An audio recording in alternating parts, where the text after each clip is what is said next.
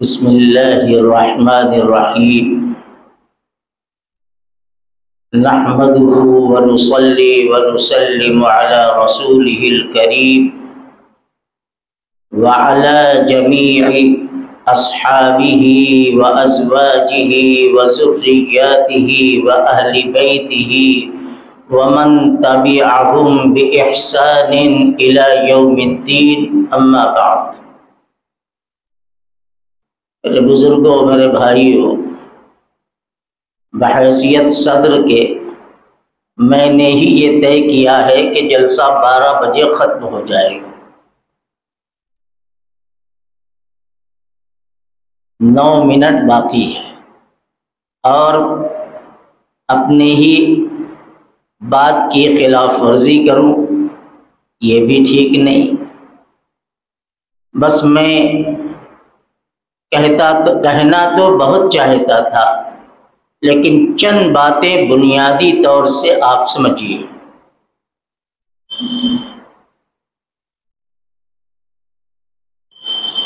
عاشورے کے موقع پر خاص طور سے ہم صحابہ کرام رضوان اللہ علیہم اجمعین کی عظمت، ان کا مقام و مرتبہ کیوں بیان کرتے ہیں؟ ہم تو اپنے ساتھیوں سے بھی کہتے ہیں عظمت صحابہ پر تقریر کرو۔ آخر کیوں؟ کیا ہم صحابہ کے مقام اور مرتبے کو بیان کریں گے تو صحابہ کا مقام بلند ہو جائے گا؟ کیا ہمارے بیان سے ان کی عظمت میں 4 چاند لگ جائے گا؟ حاشا وکلا، ایسا نہیں ہے۔ ساری دنیا مل کر صحابہ کے مقام، ان کے مرتبے، ان کے کمالات، ان کی خصوصیات کو بیان کرے، وحدہ لا شریک کی قسم، صحابہ کو جو عظمت مل چکی ہے بال برابر بھی اس میں ہم اضافہ نہیں کر سکتے۔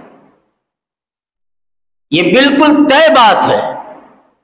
پھر کرتے کیوں ہیں؟ میرا تجربہ ہے، میں نے دیکھا ہے، میں باہر کے جلسوں میں جاتا ہوں، میں جگہ کا نام نہیں لوں گا، کہ دنیا کے اندر ایک فرقہ وہ ہے جو صحابہ سے للہ بغض رکھتا ہے، ان کی شان میں جتنی بدتمیزی کر سکتا ہے وہ کر کے گزر جاتا ہے۔ میں شاید آپ کو بتاؤں تو حیرت ہوگی، ایک جگہ اسی عاشورے کے موقع پر جلسہ تھا، مختلف علماء کرام تھے، میں بھی شریک تھا، میرا بھی بیان ہوا۔ یہی وہ قوم جو اپنے آپ کو شیعان علی کہتی ہیں، جن کو ہم رافضی کہتے ہیں، ان بدبختوں نے گدھے کو پکڑ کر گدھے کے جسم پر نیچے والے حصے پر ایک گدھے پر ابو بکر کا نام لکھا، ایک گدھے پر عمر کا نام لکھا اور جلسہ گاہ کی طرف بھاگ دیا۔ یہ میں سنی سنائی بات نہیں، اس مجلس میں، اس پروگرام میں، اس جلسے میں میں موجود ہوں، اب میں نے یہ دیکھا۔ اس لیے میں یہ کہنا چاہتا ہوں، میری خواہش ہے کہ ہمارے علماء صحابہ کرام کی عظمت، ان کی پاکیزگی، ان کا تقدس، ان کی صداقت، ان کی عدالت، ان کی دیانت، ان کی امانت پر مکمل عوام کے سامنے تفصیلی گفتگو کیا کریں، ورنہ وہ فرقہ جو چرب زبان ہے، جو اپنی چرب زبانی اور جن کے یہاں سب سے بڑی عبادت جھوٹ بولنا ہے، وہ سب سے بڑی عبادت ان کے یہاں ہے کہ جتنا بڑا جھوٹ بولو، جس کو وہ ان کی زبان میں تقیہ کہا جاتا ہے، جتنا بڑا جھوٹ بولو اتنا ہی پکا وہ رافضی بنتا ہے۔ اس لیے میرے بھائیوں، ہم صحابہ کی عظمت بیان کر کے ان کے مقام کو نہیں بلند کر سکتے، بلکہ ہم امت کو بتانا چاہتے ہیں کہ یہ اسلام کے بھیس میں یہودی اور منافق، جس نے اسلام کے ہرے بھرے درخت کی جڑ میں گرم پانی دے کر اس کو سکھانے کی کوشش کی ہے، اس کو مردہ کرنے کی کوشش کی ہے، انشاءاللہ وہ کبھی کامیاب نہیں ہوں گے، نہ اب تک ہوئے ہیں، اس لیے کہ جس زینب کا وہ نام لیتے ہیں اس زینب کی ان کو بددعا لگی۔ میں تو اس موضوع پر بہت بولتا ہوں لیکن موقع نہیں ہے۔ جس زینب ہائے زینب کر کے وہ سینہ پیٹتے ہیں، اسی حضرت زینب کی ان کو بددعا لگی ہے کہ جب کربلا کے میدان میں حضرت حسین کو انہی بلوائیوں نے قتل کر دیا، شہید کر دیا، اور پھر مگرمچھ کے آنسو بہاتے ہوئے حضرت زینب کے پاس آئے تو زینب نے کیا کہا تھا؟ تو قتلت اخی تبکون ابدا ابدا۔ یہ بددعا لگی ہے حضرت زینب کی کہ تم نے میرے بھائی حسین کو قتل کر دیا اور آج روتے ہوئے میرے پاس آئے ہو، اذهبوا تبکون ابدا، نکل جاؤ یہاں سے، تم ہمیشہ روتے رہو۔ اور آج تک 1450 سال گزر گئے، یہ واقعہ کربلا سن 61 میں پیش آیا، آج 1446 عیسوی شروع ہو چکا ہے، 1385 سال کا زمانہ گزر گیا اور آج بھی روتے ہیں، اور روتے اس شان سے ہیں کہ منبر پر بیٹھتے ہیں، سگریٹ بھی پیتے ہیں، ہو روتے بھی ہیں۔ یہ ہے ان کا رونا، یہ بددعا لگی ہے ان کو حضرت زینب کی۔ یہ ان کا یہاں دبے ہوئے ہیں، جہاں کمزور ہوتے ہیں وہاں دوستی کا ہاتھ بڑھاتے ہیں، اور جس جگہ کا واقعہ میں نے آپ کو بن سنایا ہے وہاں ان کا سب سے قدیم گڑھ ہے، لکھنؤ سے بھی پرانا گڑھ ہے، میں وہاں کا واقعہ تمہیں سنا رہا ہوں، اپنی چشمدید واقعہ ہے۔ تو کیا تحفظ ناموس صحابہ کی ذمہ داری ہم علماء کرام پر نہیں بنتی ہے؟ اس لیے کہ ہم ان کو مقام نہیں دے رہے، مقام تو ان کو مل چکا۔ اب کیا ملا؟ والسابقون السابقون من المہاجرین والانصار والذین اتبعوہم بإحسان رضی اللہ عنہم ورضوا عنہ۔ اللہ نے ڈنکے کی چوٹ پر یہ کہہ دیا والسابقون السابقون، وہ لوگ والسابقون الاولون من المہاجرین والانصار، وہ لوگ جو سب سے پہلے ایمان میں داخل ہوئے ہیں، چاہے وہ مکے کے مہاجر ہوں چاہے مدینے کے انصار صحابہ ہوں، اس لیے کہ سابقین اولین کی تشریح میں مفسرین کا بڑا اختلاف ہے، میں اس میں نہیں جانا چاہتا، بس یہ سمجھ لو کہ چاہے مکے کی 13 سالہ زندگی میں ایمان لانے والے ہوں چاہے مدینے کی 10 سالہ زندگی میں ایمان لانے والے انصار صحابہ ہوں، اللہ کہتا ہے، کیا فرماتا ہے؟ من المہاجرین والانصار والذین اتبعوہم بإحسان، اور وہ بعد والے جو فتح مکہ کے بعد ایمان لے آئے ہیں اور یدخلون فی دین اللہ افواجا، اللہ کے دین میں جھنڈ کے جھنڈ، گروہ کے گروہ، جماعت در جماعت، طبقے در طبقے آتے چلے گئے، دامن محمد مصطفیٰ سے وابستہ ہوتے چلے گئے۔ اللہ نے سب کو ایک لقب دیا، اللہ نے سب کو ایک اعزاز دیا، چاہے سب سے پہلا انسان حضرت سیدنا ابو بکر صدیق ہوں جو اول وہلہ میں ایمان لانے والے، چاہے سب سے اخیر میں حضرت جریر بن عبداللہ بجلی رضی اللہ تعالی عنہ سب سے اخیر میں ایمان لائے ہیں۔ محدثین اکرام نے فرمایا ہے، بعض کی رائے یہ ہے کہ رسول اکرم صلی اللہ علیہ وآلہ وسلم کی دنیا سے تشریف لے جانے سے صرف 40 دن پہلے یہ ایمان لائے، صرف 40 دن پہلے لائے ہیں ایمان حضرت جریر بن عبداللہ بجلی رضی اللہ تعالی عنہ۔ تو میں عرض یہ کر رہا تھا کہ چاہے شروع کے ہوں چاہے اخیر کے ہوں، اللہ نے ان کے لیے فرما دیا رضی اللہ عنہم ورضوا عنہ، اللہ ان سے راضی وہ اللہ سے راضی۔ بتاؤ یہ اگر کوئی ڈی ایم ہمیں کوئی ڈگری دے دے، کوئی سرٹیفکیٹ دے دے، کوئی پرائم منسٹر ہمیں کوئی تمغہ دے دے، کوئی ہوم منسٹر ہمیں کوئی تمغہ دے دے، یا سرکاری اعلیٰ عہدے کا افسر ہمیں کوئی سند دے دے، تو ہم چمکاتے پھرتے ہیں، دکھاتے پھرتے ہیں کہ دیکھو ہوم منسٹری سے ہمیں یہ ملا ہے اعزاز، ہمیں پرائم منسٹری سے ہمیں یہ اعزاز ملا ہے، ہمیں سی ایم سے ملا ہے، ہمیں ڈی ایم سے ملا ہے، اور فلاں جانے فلاں سے ملا، فلاں سے ملا، کتنا اتراتے ہیں۔ لیکن خالق کائنات نے، مالک کون و مکان نے، رب العالمین نے صحابہ کی جماعت کو علی الاطلاق اجتماعی طور پر فرما دیا رضی اللہ عنہم ورضوا عنہ، اللہ ان سے راضی، وہ اللہ سے راضی۔ دنیا میں انبیاء کے بعد صحابہ کے علاوہ کوئی جماعت ایسی نہیں ہے، چاہے وہ تابعین ہوں، چاہے وہ تبع تابعین ہوں، ائمہ مجتہدین ہوں، محدثین اعظام ہوں، صوفیاء اور اہل اللہ اعظام ہوں، کسی کے بارے میں یہ نہیں کہا جا سکتا۔ ہم آنکھ بند کر کے کہتے ہیں کہ صحابہ محفوظ ہیں، اللہ ان سے راضی ہے، وہ اللہ سے راضی ہیں۔ اور پھر جو ان سے بتقاضاء بشریت جو کچھ صدور ہوا ہے اللہ کو معلوم تھا، اور اللہ نے پیشگی انہیں معاف کر دیا، اللہ نے انہیں پیشگی معاف کر دیا ہے۔ ان صحابہ کے بارے میں، ایسی مقدس جماعت کے بارے میں، یہ جماعت جو رافضی ہیں، جو شیعہ ہیں، جو علی کے دشمن ہیں، جو حسین کے دشمن ہیں، جو باقر کے دشمن ہیں، جو زین العابدین کے دشمن ہیں، آج وہ محبت کا دم بھرتے ہیں اور آج وہ عقیدت کا دم بھرتے ہیں، وہ آج ان کے غم میں ماتم، تعزیہ، علم اور جلوس اور خدا جانے کیا اور کیا اور کیا کرتے ہیں۔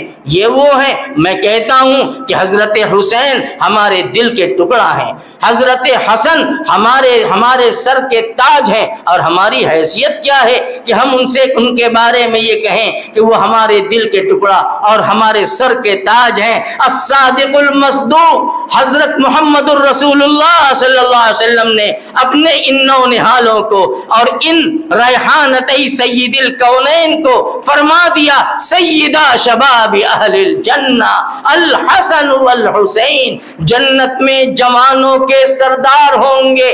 کون؟ میرا نواسہ حسن بھی سردار ہوگا، میرا نواسہ حسین بھی سردار ہوگا، جنت کے جوانوں کا سردار ہوگا۔ اس سے بڑا اور لقب اور اس سے بڑا اعزاز کس کو مل سکتا ہے؟ وہ ہم سب ان کی قدر کرتے ہیں، لیکن کیا کریں کہ جس کے صدقے میں حسن کی قدر ہے، جن کے صدقے میں حسین کی قدر ہے، جن کے صدقے میں فاطمہ کی قدر ہے، جن کے صدقے میں اور حضرت علی کی قدر ہے، وہ صدقہ ہے جناب محمد رسول اللہ صلی اللہ علیہ وسلم کا، وہ نسبت حاصل ہے ان کو، اس لیے وہ صاحب قدر بن گئے، صاحب منزلت بن گئے۔ حضرت حسنین کی یعنی حسن و حسین کی قدر اس وجہ سے نہیں ہے کہ وہ حضرت علی کے صاحبزادے ہیں۔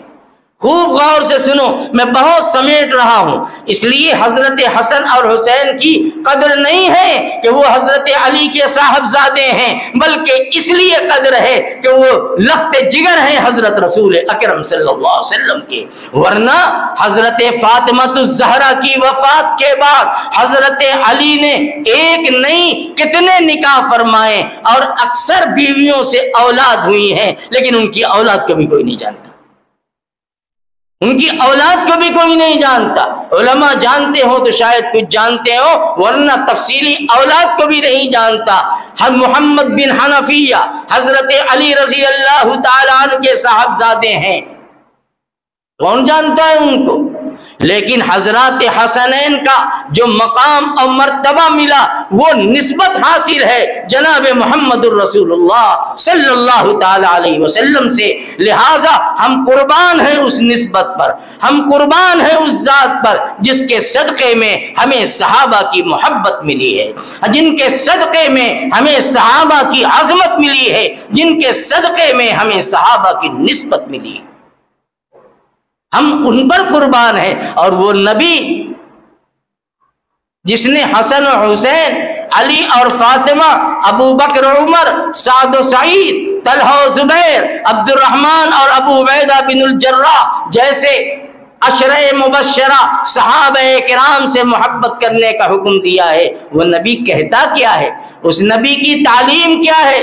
سنو، وہ لوگ جو آج محبت علی اور محبت حسنین کا دعویٰ کرتے نہیں تھکتے، نبی کیا کہتے ہیں؟ نبی فرماتے ہیں لیس منا من شق الجیوب وقت الخدود ودعا بدعوى الجاہلیہ۔ اللہ کا نبی فرماتا ہے کہ جو آدمی اپنے سینے پر ماتم کرے، جو آدمی اپنا گریبان پھوڑے، جو آدمی اپنا رخسار پیٹے، جو آدمی دور جاہلیت کی طرح ہائے فلاں ہائے فلاں ہائے فلاں ہائے فلاں کرے، اللہ کا نبی کہتا ہے لیس منا، وہ ہمارا نہیں ہو سکتا، وہ ہمارا نہیں ہے۔ دیکھ لو ان کو، وہ یہی کرتے ہیں، ایک طرف علی سے محبت، ایک طرف حسن و حسین سے محبت، ایک طرف فاطمہ سے محبت، اور دوسری طرف نبی کی فرمان کی کھلم کھلا توہین، بلکہ اس کی تحریف اور اس کو توڑنا ان کا اپنا شیوا، اپنی پہچان بنا رکھی ہے۔ اللہ ہماری آپ کی پوری امت کی حفاظت فرمائے۔ صحابہ کا مقام بہت بلند ہے، صحابہ کے مقام کو بلند کرو، تحفظ ناموس صحابہ، جہاں ضرورت پیش آئے گی ہم تحفظ ناموس صحابہ کا تحفظ کریں گے، اور یہ کہیں اور ہم کہہ دیں گے کہ یہ وہ لوگ ہیں اور جن کو عظمت ملی ہے رسول اللہ صلی اللہ علیہ وسلم کی نسبت سے ملی ہے۔ مقدر تھی یہی صدیقیت کی جلوہ ارزانی، مقدر تھی یہی صدیقیت کی جلوہ ارزانی، اور یہی ہونے کو تھی ظاہر عمر کی شان عرفانی، اور اسی محفل کا حصہ تھا جمال قلب عثمانی، اور یہی جلنے کو تھی جوہر علی کی شمع روحانی، کہ ان کی انجمن کو مرکز انوار ہونا۔ یہ شان ہے، یہ بان ہے، یہ آن ہے صحابہ کرام کی۔ پیٹ پر پتھر بندہ ہے، اللہ کو ہنسی آ جاتی ہے، اللہ خوش ہوتے ہیں، صحابہ سے فرماتے ہیں کہ دیکھو یہ خندق کھودنے والے میرے جانثاروں کو کہ نبی کے ساتھ پڑے ہیں اور پیٹ پر پتھر بندہ ہوا ہے، پھوڑے چل رہے ہیں، نبی ان کی ہمت بڑھا رہے ہیں، نبی ان کو شوق دلا رہے ہیں۔ اللہم لا خیر الا خیر الآخرہ، اللہم لا خیر الا خیر الآخرہ فانصر الانصار والمہاجر۔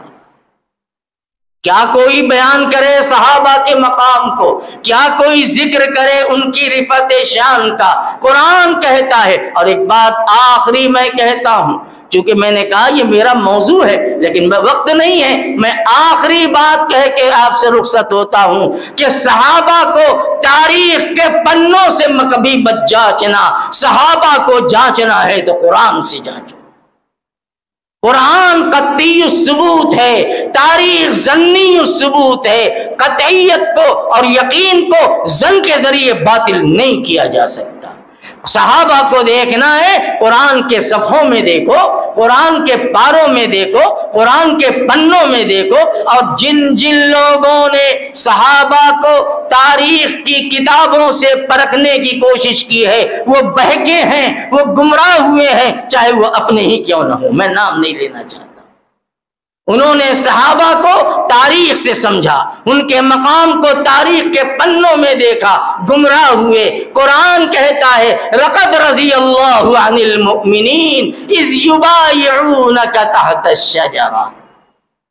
1400 صحابہ صلح حدیبیہ کے موقع پر مقام حدیبیہ میں رسول اکرم صلی اللہ علیہ وسلم کے ساتھ میں تھے. بڑا تفصیلی واقعہ ہے یہ. اور اس وقت جب آپ علیہ الصلوۃ والسلام نے بمنشأ خداوندی صحابہ کو حکم دیا کہ اپنے احرام کو کھول دو، قربانی کو چھوڑ دو اور قربانی یہیں کر دو، اور کیکر کے درخت کے نیچے بیعت لی ہے اللہ کے نبی نے ان 1400 صحابہ سے.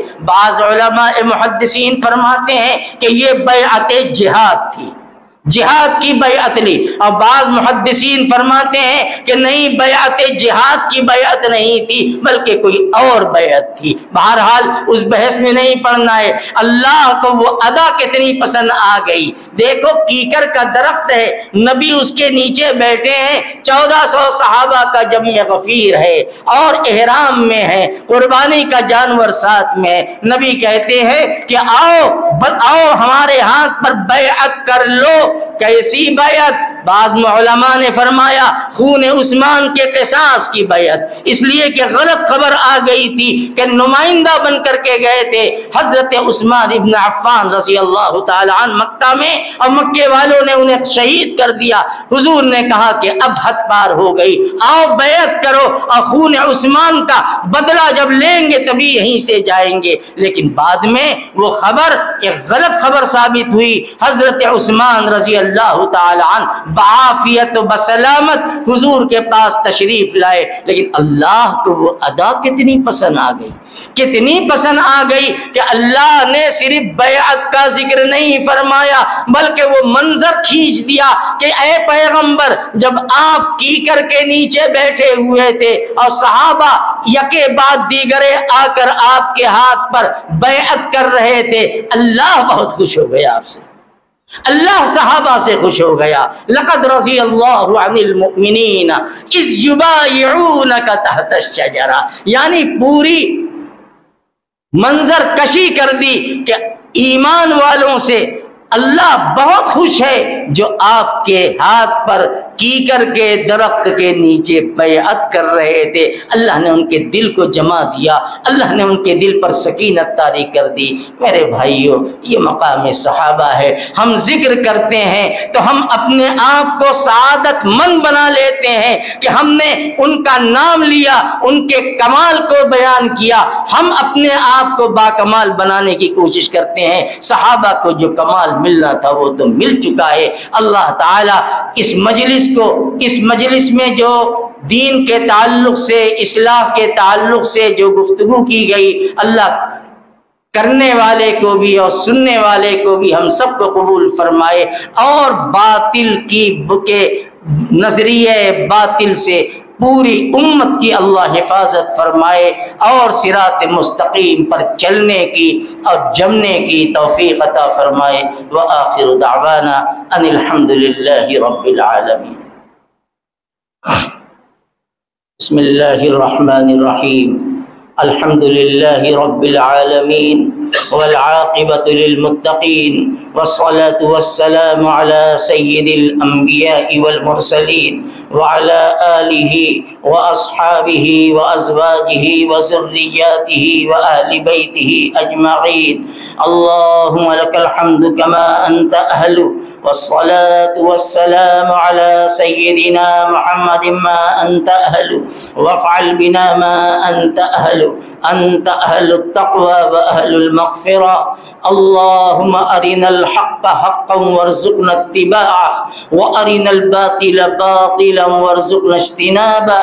اللهم اهدنا الصراط المستقيم، اللهم اهدنا الصراط المستقيم، صراط الذين أنعمت عليهم من النبيين والصديقين والشهداء والصالحين وحسن أولئك رفیقا. اے اللہ ہمارے بیٹھنے کو قبول فرما، کہنے سننے کو قبول فرما. اے اللہ حق پر چلنے کی توفیق عطا فرما، حق بولنے کی توفیق عطا فرما. اے اللہ شر سے بچا، باطل سے بچا، مکر و فریب سے بچا۔ اے اللہ آپ کے نبی کی لائی ہوئی شریعت کو اپنی زندگی میں داخل کر کے اس کی حفاظت کی توفیق عطا فرما۔ اے اللہ ہم سب کے دل میں آپ کے جانثار حضرات صحابہ کی سچی محبت پیدا فرما دے۔ اے اللہ ان کے نقش قدم پر چلنے کی توفیق عطا فرما دے، اور اے اللہ اپنے حبیب کی محبت، اپنے صحابہ کی محبت میں ہم سب کی دنیا میں بھی اور آخرت میں بھی نجات اور کامیابی کو مقدر فرما دے۔ اے اللہ شر سے بچا، معصیت سے بچا، بدعقیدگی سے بچا، بدگوئی سے بچا۔ اے اللہ ہماری پوری امت کی پوری نگہبانی اور حفاظت فرما۔ اے اللہ پورے ملک میں امن و امان کو قائم فرما۔ اے اللہ آج ہماری مساجد غیر محفوظ، مدارس پہ اے اللہ خطرے کے بادل منڈلا رہے ہیں، مدارس کے اندر دین کو پڑھانے اور پڑھنے والوں پر خطرے کے بادل منڈلا رہے ہیں۔ اے اللہ باطل کی ان سازشوں کو ناکام فرما دے، اے اللہ انہیں خائب و خاسر فرما دے۔